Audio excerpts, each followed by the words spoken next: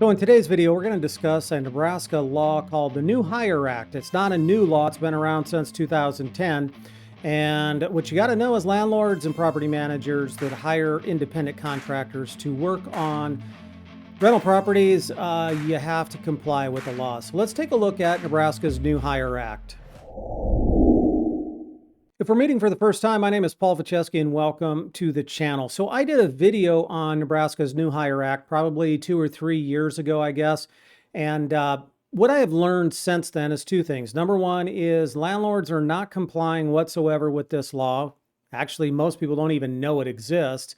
And number two is I think the state might be doing some auditing, and there's pretty stiff penalties if you get audited by the state and you're not complying with it. So what happened is the last 3 weeks, I've gotten 3 emails from 3 separate landlords that was all using the same contractor to do work, and they've been audited by the state of Nebraska.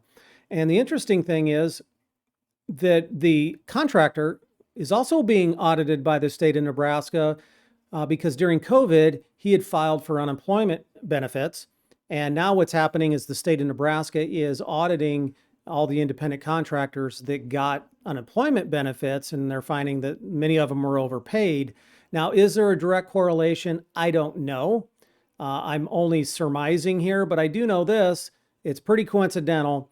And again, I'm just putting this out here for information so you can comply with it, because that's typically how people that get themselves into trouble with this law, they get into trouble. It's always a secondary matter, and then they find themselves involved in the minutia. So anyways, the Nebraska's New Hire Act, the genesis of it comes from the 1996 Welfare Reform Law.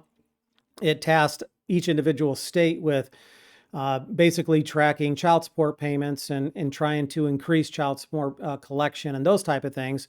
And so Nebraska has chosen to hire this process out to a private contractor, which is in Texas. So even though it's the state of Nebraska's responsibility, they are allowed to hire this out. And so what happened is in 2010, Nebraska codified this particular law into the Nebraska statute. And I have the citation down below for any of you lawyers out there that want to look this up. So the question is, who must be reported under this law? So if you're a property manager or a landlord and you are hiring a W-2'd employee or you're hiring an independent contractor, then number one, you must comply with the law and report them as a new hire within 20 days of hiring them. So if you're hiring a W-2'd employee, no brainer there. I think we all get that, but it was the independent contractor part of this that really caused a lot of confusion. In my last video, I really wasn't clear on how they define an independent contractor. And I'm going to do that in this video. And that's one of the reasons I wanted to redo it. So if you are a landlord manager hiring an independent contractor to perform work, if you are a real estate broker and you have an agent that's going to come to work for you, in either case, you are required to have them fill out the form, the W-9 form, and we're going to talk about that in a minute, the new hire reporting form, and send that in to the contractor that's been hired by the state of Nebraska. So new employees, rehires, or independent contractors all must be reported under the New Hire Act. Documentation, there are 2 forms that apply here. So the W-9 form is an IRS form, and quite frankly, landlords and managers, everyone, you should be making everyone fill this form out. Once a contractor fills out the W-9, if you're going to continue to use them, you really don't need to have them fill it out again unless there's been some kind of change.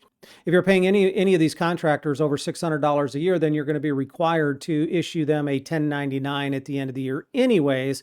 The W-9 form is where the information is that you need to complete that 1099 and send it to the contractor and send it to the IRS. So the W-9 is a no-brainer. Again, now we're going to take a look at the forms here in a minute, but the new hire form, you can submit that to the contractor that the state of Nebraska has hired one of 3 ways. You can do it by snail mail, you can do it by fax, or you can do it by electronic means. But if you want to electronic file this form, which is actually how the state of Nebraska would prefer it, you have to create an account, and they're going to want a lot of personal information. So I know a lot of people feel uncomfortable filing this electronically, and I get that.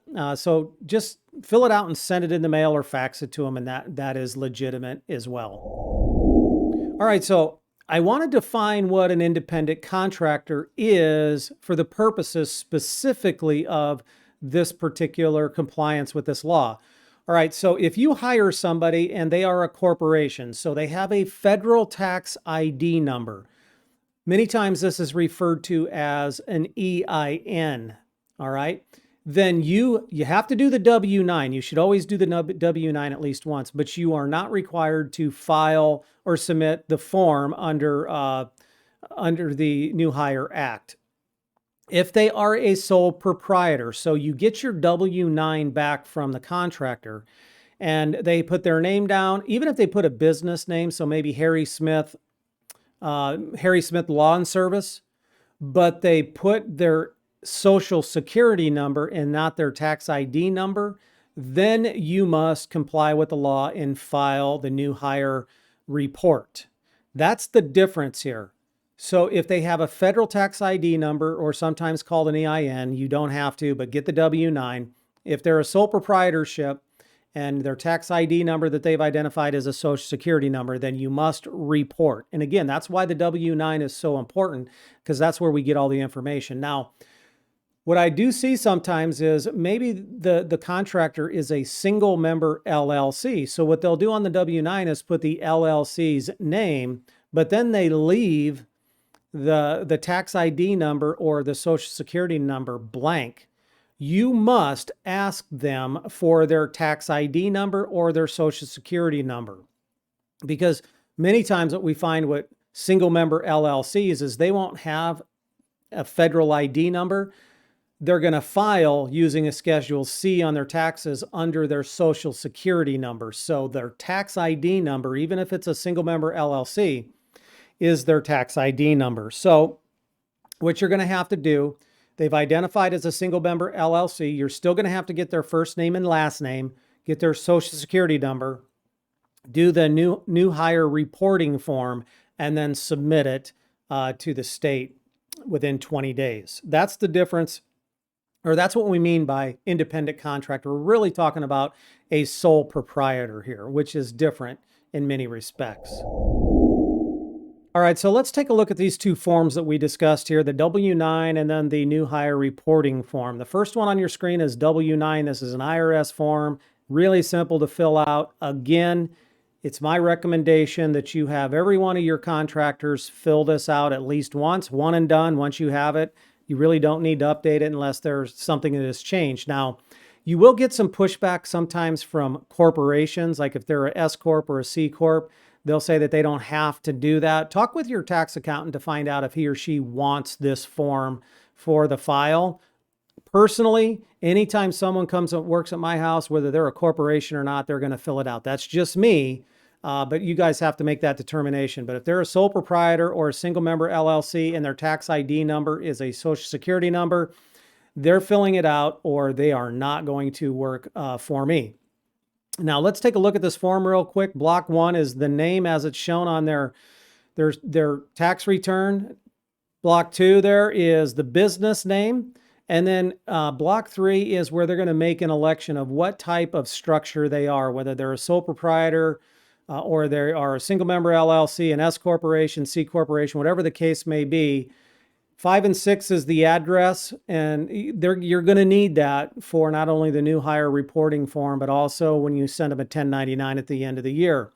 And part 1 is the taxpayer identification number. This is where we really find out whether or not we have to report to the new hire system. If they fill out a tax ID number, we don't have to do that. If it's a social security number, I don't care. If they put S corporation, C corporation up in block 3, if they put their social security number down, they're getting reported. All right. So typically, if it's individual or sole proprietor or single member LLC, we'll see a social security number. C corp, S corp, partnership, etc., we're going to see an EIN. So then they sign it. Put the date on there, put it in your file, do your reporting, and keep this for your tax account, because they're going to need this information as well. Now let's take a look at the Nebraska New Hire reporting form. Now it is 5 pages currently. I'm going to leave a link to this down below in the video description as well. Now the first 4 pages is basically all the instructions, contact information, where you need to send the reporting form if you want to do it by setting up an account and reporting this electronically. It's got the information there. It's got everything that you need to complete this form. But as you can see, the actual form itself, which is page 5 of this packet, again, real simple. The top part is you. This is you're the employer, your federal tax ID number, your name, etc.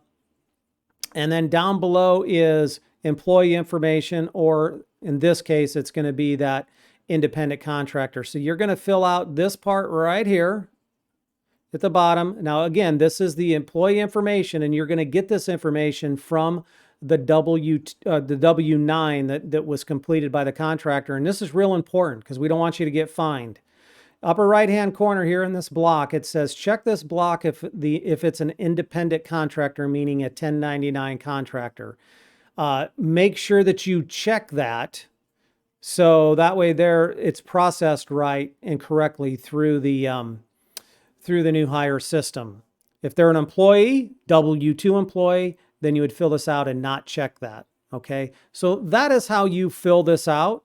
Easy form to fill out, as you can see. Make sure that you make a copy of this and that your tax accountant has also a copy of the W-9 plus this form. It's going to be very important in case you ever get audited. So the question I get all the time is, do I really need to do this? Wink, wink. Yeah, you do. The bottom line is you're operating a business. The law says you have to do it. There are no opt-outs.